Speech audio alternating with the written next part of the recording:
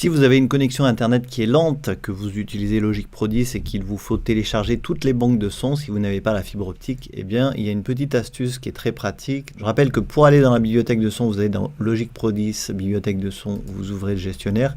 Et si ici vous avez des éléments qui ne sont pas installés, eh bien vous les téléchargez à partir d'ici. Le problème, c'est qu'une fois que vous les installez, ils disparaissent de votre Mac. Donc on va voir un petit peu comment les retrouver pour pouvoir les stocker sur un disque dur et les réinstaller en cas de besoin sur d'autres Macs sans avoir à les retélécharger.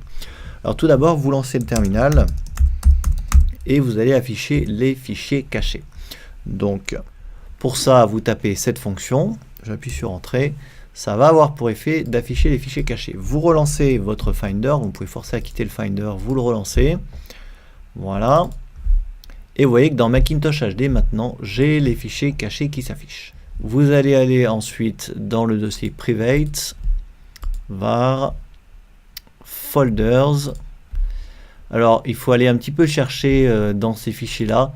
Vous allez chercher dans différents dossiers ici. Et au bout d'un moment, vous allez avoir un fichier qui va s'appeler c et comme.apple.music. Vous allez voir ce genre de fichier qui va apparaître. Donc là, j'en ai pas tout simplement parce que je suis pas en cours de téléchargement. Mais c'est à l'intérieur de ces dossiers qu'il va falloir chercher. Vous allez trouver un dossier musique. Et vous allez avoir tous les installeurs logiques qui vont se télécharger ici. Donc ce qu'il va falloir faire, c'est récupérer ces .mpkg avant que vous lanciez l'installation ici. Une fois que l'installation vous sera proposée sur Logic, ne lancez pas l'installation, récupérez-les d'abord dans le Finder, vous les copiez, vous les mettez sur un disque dur externe, et ensuite vous lancez l'installation ici. Et une fois que l'installation va se faire depuis Logic, eh bien Logic va automatiquement à la fin de l'installation supprimer tous les installeurs qui sont ici.